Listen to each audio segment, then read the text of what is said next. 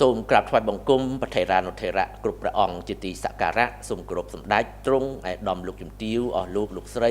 បងប្អូនអ្នកសារព័ត៌មាននិងជនរួមជាតិទាំងក្នុងនិងក្រៅប្រទេសជាទីគោរពនិងជាទីរាប់អានបាទ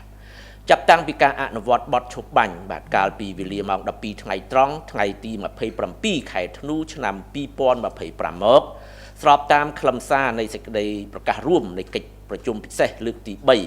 នៃគណៈកម្មាធិការព្រំដែនទូទៅរវាងកម្ពុជាថៃ GBC មានលទ្ធផលជាវិជ្ជមានគួរឲ្យកត់សម្គាល់មួយចំនួនក្នុងនោះការវិលត្រឡប់ទៅកាន់ភូមិឋានវិញរបស់បងប្អូនជនភៀសសឹកគឺជាលទ្ធផលធំមួយក្នុងចំណោមលទ្ធផលផ្សេងទៀតគិតត្រឹមម៉ោង6ល្ងាចថ្ងៃទី5ខែមករាឆ្នាំ2026នេះមានពលរដ្ឋភៀសសឹកជាង40,000នាក់ហើយដែលបានវិលត្រឡប់ទៅកាន់លំនៅឋានវិញក្រោមការគិតគូរជួយជ្រោមជ្រែងពេញទំហឹងពីសំណាក់រាជរដ្ឋាភិបាលនិងអាជ្ញាធរដែនដីក៏ដូចជាស្ថាប័នពាក់ព័ន្ធទាំងឡាយដូច្នេះចំនួនជនភៀសសឹកដែលបន្តស្នាក់នៅក្នុងជំរំជនភៀសសឹកបានថយចុះនៅត្រឹមជាង20,000នាក់ប៉ុណ្ណោះក្នុងចំណោមពលរដ្ឋភៀសសឹកសរុបជាង64,000នាក់ហើយអាជ្ញាធរកំពុងតែសម្របសម្រួលដើម្បីឲ្យពួកគេបានវិលត្រឡប់ទៅកាន់ភូមិឋានវិញ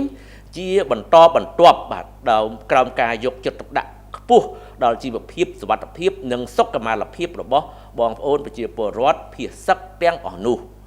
សូមបញ្ជាក់ជូនថាការវិលត្រឡប់របស់ពលរដ្ឋភៀសសឹកមានចែងក្នុងចំណុចទី4នៃសេចក្តីប្រកាសរួមដែលមានសេចក្តីថាភាគីទាំងពីរឯកភាពអនុញ្ញាតឲ្យជនស៊ីវិលរស់នៅក្នុងតំបន់ព្រំដែនដែលរងផលប៉ះពាល់បានវិលត្រឡប់ទៅផ្ទះសម្បែងនិងប្រកបជីវភាពរស់នៅជាធម្មតាវិញក្នុងពេលឆាប់បំផុតដោយគ្មានការរារាំងនិងដោយមានសុវត្ថិភាពសេចក្តីថ្លៃថ្នូរនៅក្នុងតំបន់រៀងខ្លួនស្របពេលជាមួយគ្នានេះសម្ដេចធិបតីហ៊ុនម៉ាណែតនាយករដ្ឋមន្ត្រីក៏បានតែងតាំងសមាជិកក្រុមការងារចំពោះកិច្ចមួយកាលពីថ្ងៃទី23ខែធ្នូឆ្នាំ2025ដែលមានភារកិច្ចរៀបចំនិងគ្រប់គ្រងការស្ដារជីវភាពនិងហេដ្ឋារចនាសម្ព័ន្ធដែលខូចខាតនៅក្នុងចំនួនព្រំដែនកម្ពុជាថៃនេះសបញ្ជាក់ឲ្យឃើញពីការយកចិត្តទុកដាក់គ្រប់ជ្រុងជ្រោយរបស់រាជរដ្ឋាភិបាលក្នុងការដោះស្រាយបញ្ហាដែលបងប្អូនប្រជាពលរដ្ឋកំពុងតែជួបប្រទះជាក់ស្ដែងប្រជាពលរដ្ឋភៀសសឹកបានទទួលការយកចិត្តទុកដាក់យ៉ាងខ្លាំងពីសំណាក់អាជ្ញាធរដែនដី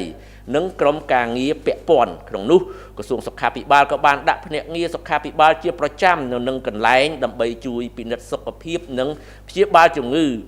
របស់ពួកគេដោយផ្ទាល់ព្រមទាំងត្រៀមបញ្ជូនទៅកាន់មន្ទីរពេទ្យនៅក្នុងករណីចាំបាច់ឆ្លៀតឱកាសនេះរាជរដ្ឋាភិបាលកម្ពុជាសូមថ្លែងអំណរគុណយ៉ាងជ្រាលជ្រៅចំពោះសប្បុរសជនទាំងឡាយដែលបានចំណាយកម្លាំងកាយចិត្តនិងបរិច្ចាគធនធានផ្ទាល់ខ្លួនដើម្បីចូលរួមជាមួយរាជរដ្ឋាភិបាលក្នុងការជួយសម្រាលការលំបាកដល់ពលរដ្ឋភៀសសឹកស្មារតីសាមគ្គីខ្មែរជួយខ្មែរដែលតែងតែផុសឡើងគ្រប់ពេលវេលាគឺជាពិសេសនៅក្នុងកលៈទេសៈដ៏លំបាកគឺជាស្នូលដ៏រឹងមាំនៃប្រជាជាតិខ្មែរសូមបងប្អូនជនរួមជាតិនិងសប្បុរសជនគ្រប់ទិសទីបន្តសកម្មភាពសប្បុរសធម៌នេះតទៅទៀតដើម្បីបង្ហាញប្រពៃណីសាមគ្គីជួយគ្នាក្នុងគ្រាលំបាកសូមបញ្ជាក់ជូនថាការវិលត្រឡប់របស់ពលរដ្ឋភៀសសឹកជាបន្តបន្ទាប់នៅពេលនេះគឺជាលទ្ធផលមួយក្នុងចំណោមលទ្ធផលសំខាន់3ដែលបានកើតឡើងចេញពីសេចក្តីប្រកាសរួមថ្ងៃ27ធ្នូឆ្នាំ2025លទ្ធផលដំបូងគេនិងសំខាន់ជាងគេគឺការអនុវត្តបទឈប់បាញ់ដែលចូលជាធរមានកាលពីវេលាម៉ោង12ថ្ងៃត្រង់ថ្ងៃទី27ខែធ្នូឆ្នាំ2025ដែលបានបញ្ឈប់ការស្លាប់ការរងរបួសនិងការខូចខាតហេដ្ឋារចនាសម្ព័ន្ធស៊ីវិលផ្សេងនិងផលប៉ះពាល់ជាច្រើនទៀតរីឯលទ្ធផលសំខាន់ទី2នោះគឺការដោះលែងយោធិនកម្ពុជា18នាក់កាលពីថ្ងៃទី31ធ្នូឆ្នាំ2025ដែលយើងទន្ទឹងរង់ចាំអស់រយៈ155ថ្ងៃដូច្នេះជំហានបន្ទាប់គឺការឈានទៅវាស់វែងនិងបោះបង្គោលព្រំដែនរវាងប្រទេសទាំងពីរតាមស្មារតីដែលមានចែងក្នុងចំណុចទី3នៃសេចក្តីប្រកាសរួមដែលមានសេចក្តីថាភាគីទាំងពីរឯកភាពគ្នាថារាល់ការព្រមព្រៀងក្រោមសេចក្តីប្រកាសរួមនេះមិនធ្វើឲ្យប៉ះពាល់ទៅដល់ការខ័ណ្ឌសីមាព្រំដែននិងព្រំដែនអន្តរជាតិរវាងប្រទេសទាំងពីរនោះទេ ភាគីទាំងពីរបានឯកភាពប្រគល់ទូនាទីឲ្យគណៈកម្មការចម្រុះព្រំដែនបន្តអនុវត្តការងារវាស់វែងនិងខណ្ឌសីមាព្រំដែនឲ្យបានឆាប់បំផុតស្របតាមកិច្ចព្រមព្រៀងដែលមានស្រាប់រវាងប្រទេសទាំងពីរដើម្បីសម្រេចបាននូវសន្តិភាពយូរអង្វែងនៅតាមបណ្ដោយព្រំដែនភាគីទាំងពីរបានឯកភាពគ្នាថានឹងប្រើប្រាស់យន្តការដែលមានស្រាប់នៃគណៈកម្មការចម្រុះព្រំដែនដើម្បីធានាសុវត្ថិភាពនិងសន្តិសុខរបស់ក្រុមការងារវាស់វែងចម្រុះនៅលើទីតាំងជាក់ស្ដែងដោយរាប់បញ្ចូលទាំងសុវត្ថិភាពពីការជន់មីនភាគីទាំងពីរឯកភាពថាគណៈកម្មការចម្រុះព្រំដែននឹងផ្ដល់អត្ថប្រយោជន៍ខ្ពស់បំផុតចំពោះការវាស់វែងព្រំដែនខណ្ឌសីមានៅតំបន់ដែលរងផលប៉ះពាល់ហើយដែលមានជនស៊ីវិលរស់នៅយោងស្មារតីនៃចំណុចទី3នេះកម្ពុជាតាមរយៈរដ្ឋលេខាធិការដ្ឋានកិច្ចការព្រំដែនបានដាក់សំណើទៅកាន់ភាគីថៃកាលពីថ្ងៃ28ខែធ្នូឆ្នាំ2025ដើម្បីសម្បើកកិច្ចប្រជុំពិសេសនៅក្នុងសប្តាហ៍ទី1នៃខែមករានេះប៉ុន្តែសំណើនេះត្រូវបានភាគីថៃសូមលើកពីលក្រោមមូលហេតុរងចាំនីតិវិធីផ្ទៃក្នុងរដ្ឋលេខាធិការដ្ឋានកិច្ចការព្រំដែនក៏បានដាក់សំណើជាលើកទី2ទៅភាគីថៃតាមរយៈកំណត់ទូតចុះថ្ងៃទី5ខែមករាឆ្នាំ2026ដើម្បីសូមបើកកិច្ចប្រជុំពិសេសគណៈកម្មការខណ្ឌសីមាព្រំដែនគោក JBC នៅក្នុងសប្តាហ៍ទី2ឬសប្តាហ៍ទី3នៃខែមករានេះក្នុងខេត្តសៀមរាប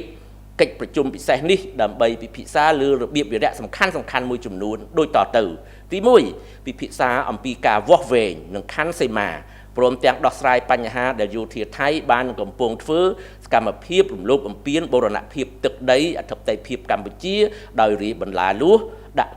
ទូកុងតឺន័រដោតទង់ជាតិសាងសង់លានដ្ឋានឈូសឆាយបំផ្លិចបំផ្លាញលំនៅឋាននិងទ្រព្យសម្បត្តិប្រជាពលរដ្ឋកម្ពុជានិងហាមមិនអោយប្រជាពលរដ្ឋកម្ពុជាវិលចូលទៅរស់នៅក្នុងលំនៅឋានរបស់ខ្លួនវិញទី2បន្តចុះអនុវត្តការងារវាស់វែងនិងបោះបង្គោលបណ្ដោះអាសន្ននៅលើដីជាក់ស្ដែងនៅចន្លោះបង្គោលព្រំដែនលេខ42និង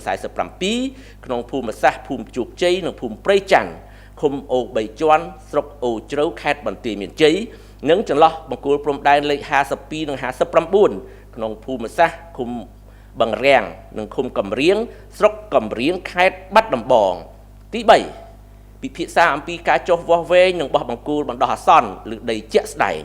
នៅកំណាត់ខ្សែព្រំដែនចន្លោះបង្គោលព្រំដែនលេខ33និង37តំបន់បឹងតគួនតំបន់ច្រកទ្វារព្រំដែនអន្តរជាតិថ្មដា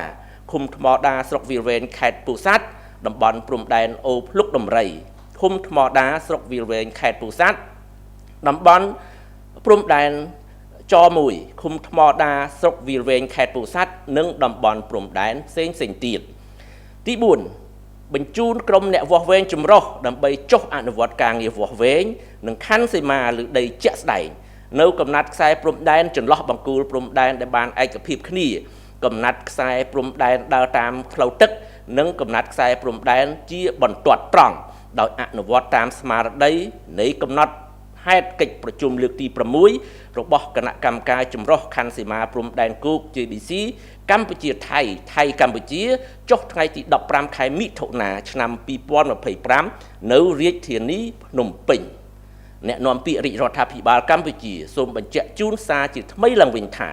កម្ពុជាប្រកាន់ជំហរយ៉ាងម៉ឺងម៉ាត់ក្នុងការការពារខ្សែព្រំដែនអន្តរជាតិកម្ពុជាថៃ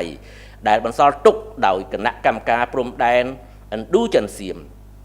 ដោយគោរពគោលការណ៍ច្បាប់អន្តរជាតិគោលការណ៍ខ្សែព្រំដែនមិនកែប្រែគោរពអនុសញ្ញាសន្ធិសញ្ញាបារាំងសៀមផែនទីនិងកំណត់ហេតុបោះបង្គោលព្រំដែនរបស់គណៈកម្មការបោះបង្គោលព្រំដែនឥណ្ឌូចិនសៀមព្រមទាំងកិច្ចព្រមព្រៀងនិងឯកសារពាក់ព័ន្ធនានាដែលភាគីទាំងពីរបានឯកភាពគ្នានាពេលកន្លងមក